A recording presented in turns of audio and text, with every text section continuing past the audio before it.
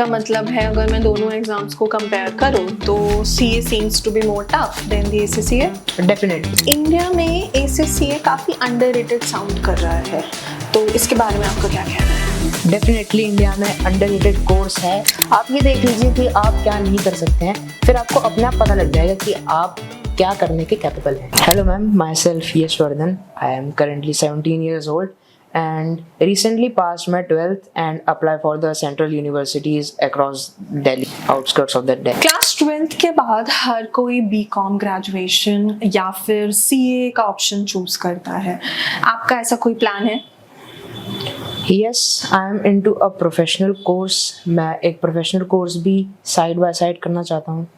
Graduation और जो professional course है साइमल्टेनियसली कर सकते हैं। काफ़ी बच्चों को लगता है कि काफ़ी हेक्टिक हो जाता है, पर करेक्ट टाइम मैनेजमेंट से, करेक्ट प्लानिंग से ये चीज़ थोड़ी बहुत हिंडर फ्री हो सकती है। तो किसी ऐसे कोर्स के बारे में बताएं जो आप टारगेट कर रहे हैं या आपका प्लान है फॉर द अपकमिंग मंथ्स। या श्योर, तो मेरा प्लान है ACCA परस्यू करने का। The full form is association of certified chartered accountants. This is a global body जो चार्टर्ड अकाउंटेंट्स बनाती है ओवर 180+ कंट्रीज। ठीक है, तो इसको चूज करने का कोई रीजन? बेसिक रीज़न तो यही है कि out of India, abroad, foreign countries में काफ़ी सारे अपॉर्चुनिटी मिल जाती है। बाहर की दुनिया के दरवाजे खुल जाते हैं एक तरीके से। कुछ लोग होते हैं जो इंडिया में ही रहना चाहते हैं, इंडिया नहीं छोड़ना चाहते हैं, इंडिया में ही काम करना चाहते हैं, लेकिन सबकी प्रायोरिटीज़ अलग अलग होती हैं। तो इसलिए मैंने ACCA चूज़ करा, क्योंकि मैं चाहता हूँ कि बाहर जाकर मैं अकाउंटिंग फील्ड में ही काम करूँ। ठीक है, अगर मैं CA और ACCA को कंपेयर करूं, क्योंकि आपका कहना यह है कि आपकी बातों से समझ में आ रहा है कि आप फॉरेन और ग्लोबल लेवल पर टारगेट कर रहे हैं अपने फ्यूचर को लेकर, तो पर आपने CA के बारे में नहीं सोचा? CA के बारे में सोचा, ऑफ कोर्स CA के बारे में सोचा। काफ़ी रिलेटिव कोर्स है, जो भी मेरा फैमिली बैकग्राउंड रहा है, CAs का, फाइनेंस, अकाउंट्स, यही मेरा फैमिली बैकग्राउंड रहा है। और CA में और ACCA में मेन जो बच्चों को दिक्कत रहती है कि इजी कौन सा है दोनों में। CA रिलेटिवली मुश्किल हो जाता है, ACCA में ये नहीं कहूँगा बहुत आसान कोर्स है, पर CA के रिलेटिवली बहुत इजी माना जाता है, और जहाँ तक कि काफ़ी बात सही भी है। और एक चीज़ फ्लेक्सिबिलिटी का भी इसमें रोल आ जाता है, जैसे कि आपको CA सारे ही एग्ज़ाम्स एक ही बार में सिंक्रोनाइज्ड वे में क्लियर करने पड़ते हैं। ACCA में आपको ये फ्लेक्सिबिलिटी मिल जाती है, आप महीने में 4 बार एग्ज़ाम्स होते हैं, जब आपकी तैयारी हो आप वो पेपर तब दे सकते हैं। तो आपके कहने का मतलब है अगर मैं दोनों एग्जाम्स को कंपेयर करूं तो CA seems to be more tough than the ACCA। Definitely in terms of the syllabus और एग्जाम, क्योंकि ये दोनों चीज़ें हो जाते हैं। आपने ये बताया कि हम एक तरफ द नंबर ऑफ एग्जाम्स एक साथ दे रहे हैं और एक तरफ हम number of exams 1 by 1 level पर दे रहे हैं, तो ये तो एग्जाम के बारे में बात हुआ। पर अगर मैं सिलेबस की बात करूं, क्या उसमें थोड़ी विभिन्नताएं हैं या फिर सब सेम ही है? Syllabus is 90% same. दोनों का सिलेबस जो है 90% सेम है। जो 10% का गैप आ जाता है वो इंटरनेशनल स्टैंडर्ड्स, जो कि फॉरेन एक्सचेंज में जो भी अकाउंटिंग होती है उसमें आ जाता है थोड़ा सा बस डिफरेंस। बाकी 90% सेम है दोनों कोर्स का सिलेबस। इंडिया में ACCA काफ़ी अंडररेटेड साउंड कर रहा है, तो इसके बारे में आपका क्या कहना है? डेफिनेटली इंडिया में अंडररेटेड कोर्स है अभी तक। आई एम श्योर आगे तक नहीं रहेगा, जैसे जैसे इसमें बच्चे एनरोल कर रहे हैं। और जहाँ तक मुझे लगता है कि आप मन में अकाउंट्स सोचो तो आपके मन में एक ही चीज़ आती होगी, चार्टर्ड अकाउंटेंट, सबसे टॉप लेवल। कहते हैं ना कि अपने कोर्स में आप मास्टर होने चाहिए, तब आप जाकर बाकी सबसे भीड़ से ऊपर उठेंगे। तो यही चीज़ है, थोड़ी मेंटालिटी है इंडियन फैमिली की कि अगर अकाउंटिंग फील्ड में जाना है तो मास्टरी ही करनी है, चार्टर्ड अकाउंटेंट का कोर्स ही करना है। तो इस वजह से ज़्यादा भी फेमस नहीं है ये इंडिया में। आपको किसी ने डायरेक्ट किया? क्योंकि जैसे कि मैंने बोला कि ये काफ़ी अंडररेटेड कोर्स है, तो ऑफ कोर्स किसी ने तो बोला होगा, या फिर आपने खुद रिसर्च करी? उस जर्नी के बारे में कुछ बता सकते हैं? जहाँ तक कि जब मैं CA के बारे में रिसर्च कर रहा था तो मुझे काफ़ी सारी चीज़ें पता लगी, और इसके रिकमेंडेशन में मेरे गाइडियन ने बताया था कि ACCA करके भी एक कोर्स है। फिर मैंने थोड़ी बहुत रिसर्च ACCA के ऊपर भी करी, तो मुझे रिलेटिवली काफ़ी ज़्यादा बेनिफिशियल ये चीज़ साबित हुई कि हाँ, रिलेटिवली इसमें मेरे को ज़्यादा बेनिफिट हो रहा है और मेरा इंटरेस्ट फिर ACCA में जागा, तो इसलिए मैंने ACCA चूज़ करा ओवर CA। आप ACCA के किस लेवल पर हैं? जैसे कि 3 लेवल हम कहते हैं, नॉलेज लेवल है, स्किल लेवल है या फिर प्रोफेशनल लेवल है।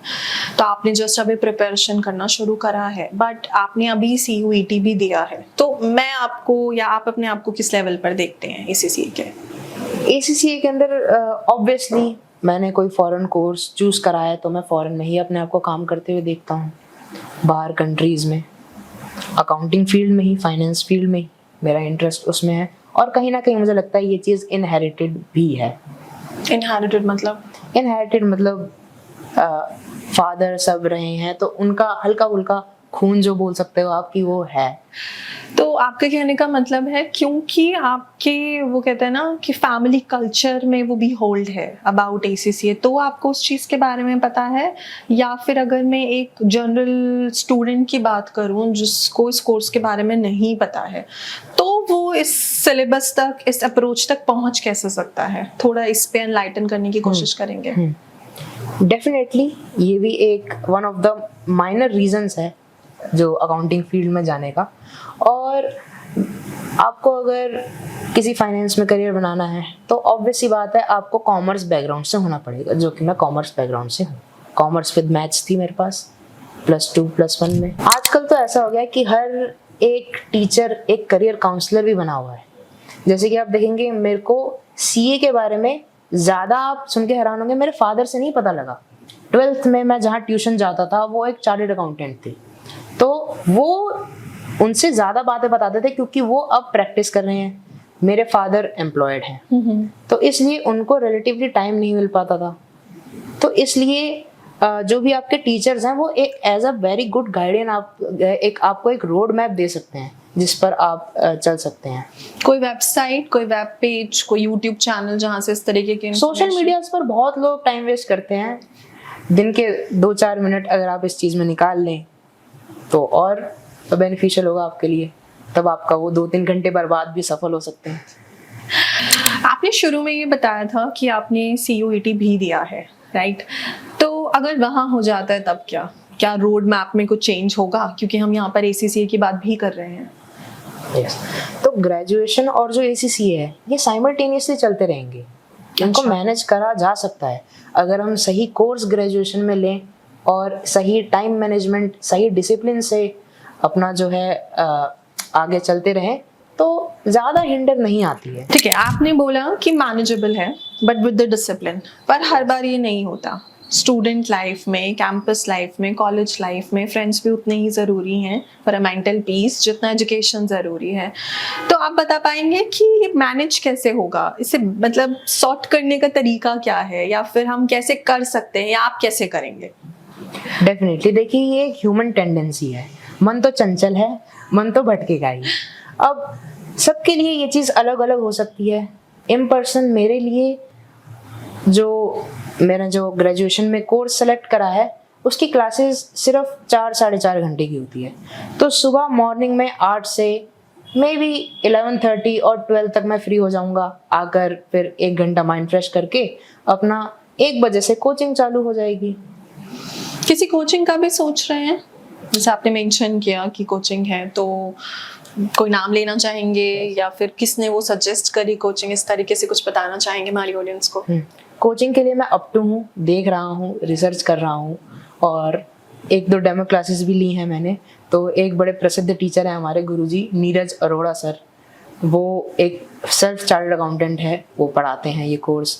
और CA पराग गुप्ता सर, वो भी इस फील्ड में, इस कोर्स में पहले तो CA पढ़ाते थे, अब वो इस कोर्स में भी अपने आप को डाइवर्सिफाई कर रहे हैं, डायनामिक बन रहे हैं।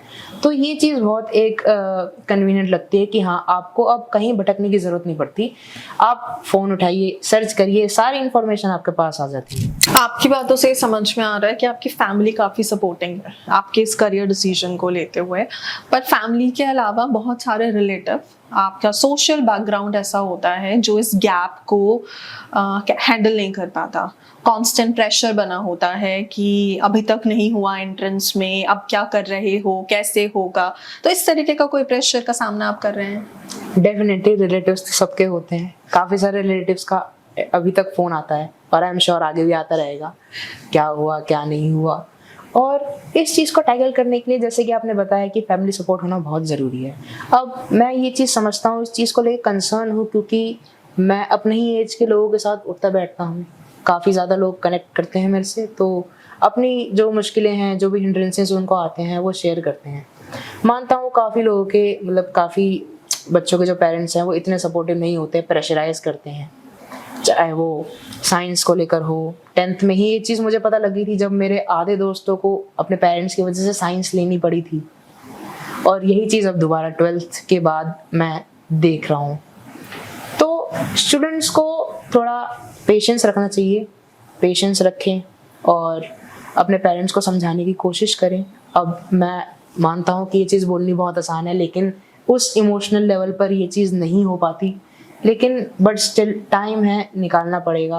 अब किसी के पेरेंट्स होते हैं कि सपोर्टिव हों, किसी के ना सपोर्टिव हों, ये दो ही चीज़ हो सकती है। बाकी किसी के पेरेंट्स ऐसे नहीं होते कि बोलते तो कुछ मत कर, बैठे रहे, करना आप ही को है, आपको एक्शन लेना पड़ेगा। अगर आप मेजॉरिटी ऑफ द बच्चे तब हार जाते हैं जब वो एक्शन लेना बंद कर लेते हैं या ये सोचने लग जाते हैं कि यार अब तो मेरे से नहीं होगा, वो सर्कमस्टांसेस नहीं बन रहे।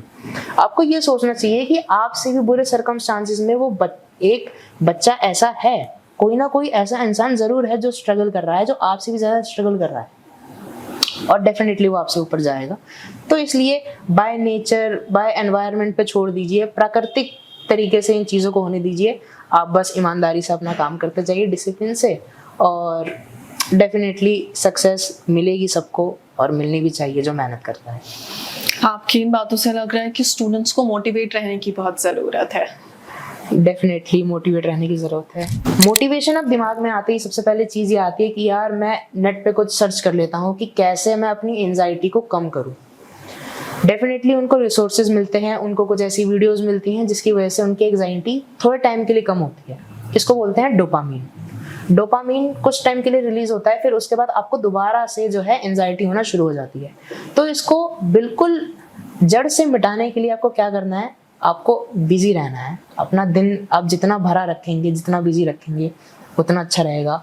डेफिनेटली 1 आध घंटा अपने लिए ज़रूर निकालें, बैठकर बात करें। पर्सनली मैं जो है, जब भी मेरे मन में ऐसी कोई अजीब थॉट्स आते हैं, कुछ एंजाइटी होती है, मैं अपना भी आराम से शीशे के सामने बैठ जाता हूँ, मैं खुद से 2-4 बातें करता हूँ। मेरे घर वाले देखकर बोलते हैं कि ये पागल हो चुका है, लेकिन मुझे पता है कि हाँ, थोड़ा बहुत रिलीफ मिलता है। काफ़ी वर्क करती है ये चीज़। और भी सारी चीज़ें हैं, आप बैडमिंटन खेलने जा सकते हैं, गाने सुन सकते हैं, लेकिन बस 1 आध घंटे के लिए, कि आपका माइंड रिफ्रेश हो जाए। तो आने वाले जो ग्रेजुएट्स हैं या फिर 12th पास आउट स्टूडेंट्स हैं, उनके लिए क्या कहना चाहेंगे? कोई एडवाइस, किस तरीके से रिसर्च करें या फिर अपना करियर का रोड मैप बनाएं, क्या बताना चाहेंगे हमें? काफ़ी सारे जो मेरा फ्रेंड ग्रुप है, उनके काफ़ी सारे ऐसे नोन में हैं जो अभी तक कंफ्यूज हैं कि क्या करना चाहिए, क्या नहीं करना चाहिए। सबसे क्रूशियल टाइम है ये, आपको निर्णय बना लेना चाहिए कि हाँ आपको क्या करना है। सबसे इजी तरीका इसका ये है कि आप सबसे पहले ये चीज़ें देख लीजिए क्या आप नहीं कर सकते हैं। अब मैं किसी को डिमोटिवेट नहीं कर रहा हूँ ये बोलकर, पर स्टिल ये प्रोसेस वर्क करता है, काफ़ी सारे लोगों के साथ वर्क करता है। आप ये देख लीजिए कि आप क्या नहीं कर सकते हैं, फिर आपको अपने आप पता लग जाएगा कि आप क्या करने के कैपेबल हैं। फॉर एग्जाम्पल मैं पर्सनली बताऊँ तो 10th के बाद मेरे को साइंस स्ट्रीम लेनी थी, साइंस स्ट्रीम चूज़ करनी थी, लेकिन मैंने बाकायदा 1 महीना साइंस पढ़ी भी। जब तक स्कूल शुरू नहीं हुए थे मुझे पता लग गया था this is not my cup of T. तो ये चीज़ मेरे को पता लगी थी कि साइंस तो मेरे से नहीं होगी, आर्ट्स मुझे लेनी नहीं है। बचा क्या? कॉमर्स। कॉमर्स में एक बेनिफिट, बस ये बेनिफिट था कि मेरा फैमिली बैकग्राउंड कॉमर्स से बिलोंग करता था। Thank you Yash. I guess लोगों को बहुत ज़्यादा पता चला होगा अबाउट दिस मोटिवेशन। एंड आपने जो लास्ट में बोला कि सबसे पहले ये पता होना चाहिए कि आप क्या नहीं कर सकते, तो यही बात करते हुए हम भी अपने इस पॉडकास्ट को एंड करेंगे। सो अंत में हम यही कहना चाहेंगे सभी स्टूडेंट्स से कि आप अपने करेक्टरिस्टिक्स, अपने स्किल के हिसाब से एक लिस्ट बना लें और उस लिस्ट को टिक क्रॉस करते जाएं, और जो पैरामीटर्स आप टिक कर रहे हैं उस पर काम करना शुरू करें, उसके हिसाब से अपने करियर का रोड मैप बनाएं, वही आपके लिए ज़्यादा हेल्पफुल होगा।